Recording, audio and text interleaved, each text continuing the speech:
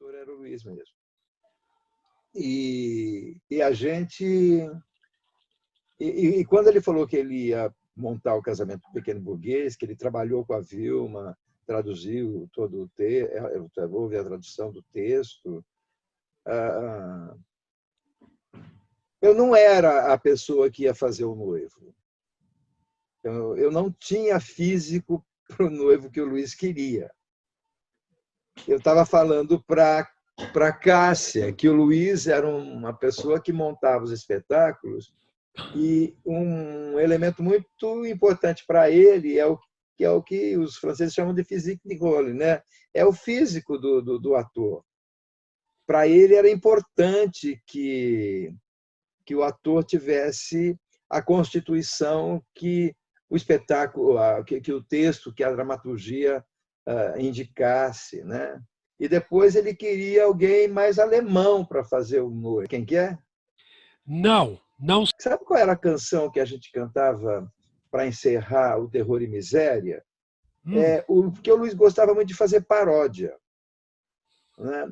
E aqui ele fez para a gente finalizar o Terror e Miséria, era uma letra que ele fez para o Bella Ciao. Olha, a gente conhecia Bella Ciao na época, não era muito comum, não. Isso se deve a alguns discos que ele trouxe do Zé Celso. Sim. E aí ele fez uma letra em cima da canção, né, de Bella Ciao, e a letra era a seguinte, ó, vai ficar registrado aqui. Ó. Ô, companheiros, é só pensar que a gente vê que já está na hora de gritar, ditadura, porra, chega, essa merda tem que acabar. Oh, companheiros. Era bem legal, viu?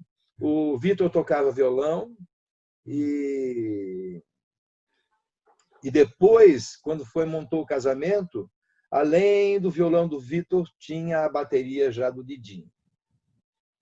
Depois eu fiz a exceção e a regra que o Luiz fez praticamente para mim, fazer o papel do cule, do carregador, porque ele achava que eu era o povo brasileiro, como eu falei para a Cássia, quando a gente... Você sabe que eu participei dos ensaios do Percevejo lá no Teatro da Aliança Francesa, em São Paulo, né?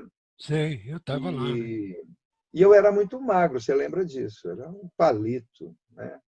E foi isso. A gente, o casamento, a Bernadette fazia a noiva, a Edna já fazia a mãe do noivo, o Afonso, que era um cara da química, fazia o pai da noiva, a Thelminha, lindíssima, fazia a irmã da noiva, o Malara fazia o amigo do noivo,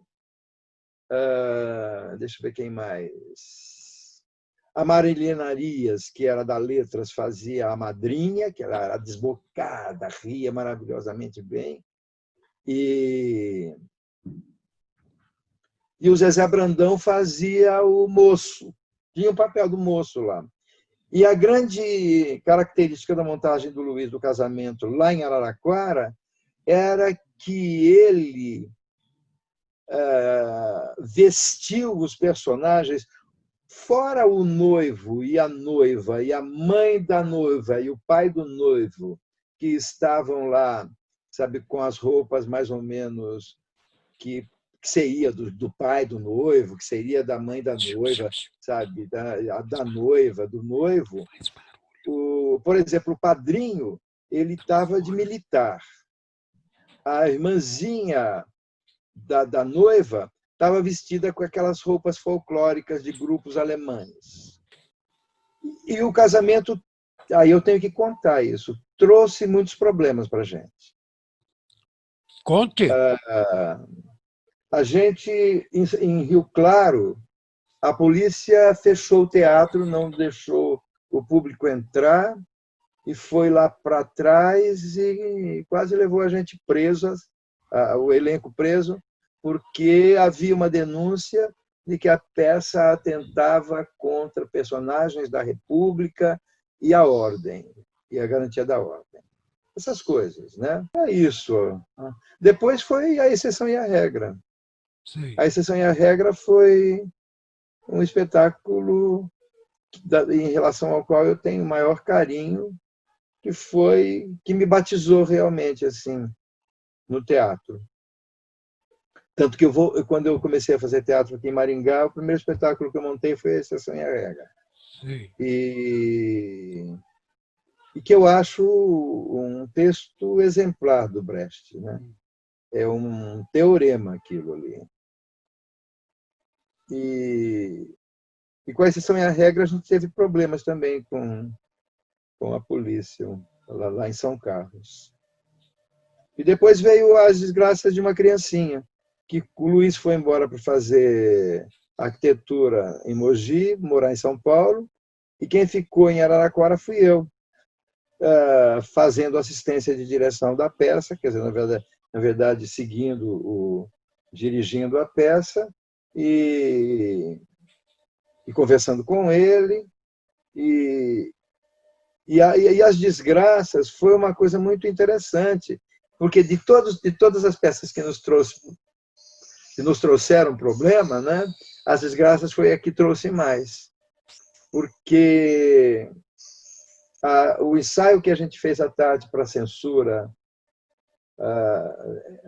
não tinha certas coisas que teve à noite quando a peça foi apresentada, e você sabe que nessa época os censores eles iam ver as montagens dos grupos e depois eles ficavam muito bravos quando a apresentação não correspondia ao que eles tinham visto, né?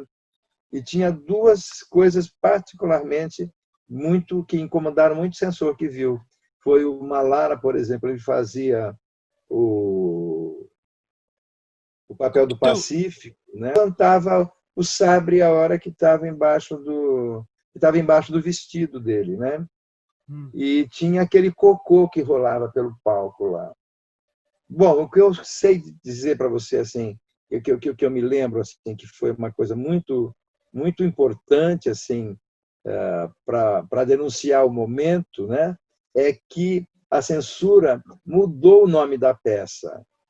As Desgraças de uma Criança é um texto de domínio público, né? E a gente fez a peça tendo que fazer a promoção dela como sendo As Desventuras de uma Criança.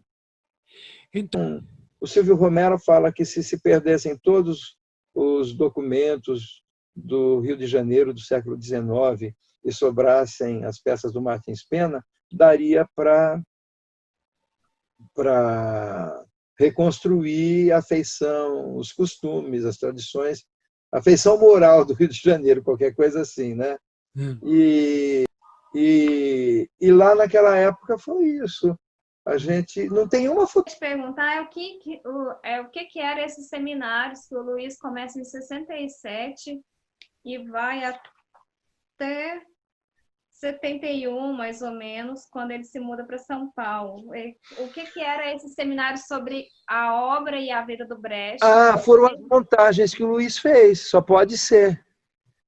Olha, porque em 67 foi Terror e Miséria do Terceiro Reich, em 68 foi O Casamento do Pequeno Burguês, em 69 A Exceção e a Regra, em 70 As Desgraças de uma Criancinha e em 71 Horácios e Curiáceos. Foi o tempo que ele fez teatro sob, aí sim, o nome de Teatro Universitário de Araraquara, TUA.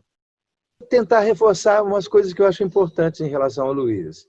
Isso. O Luiz era um cara que ele criava muitas paródias para poder fazer os espetáculos dele. Como que é? Pega uma música conhecida e bota uma letra em cima, outra letra. Que nem no caso do Bela Tchau. No Casamento do Pequeno Burguês, a música que fazia, às vezes, do espetáculo era Senhor Juiz, Pare agora, que a Vanderleia cantava. Então, e tem um detalhe, o Luiz montou a exceção e a regra de acordo com o texto, sabe? Tinha os personagens centrais e tinha o coro.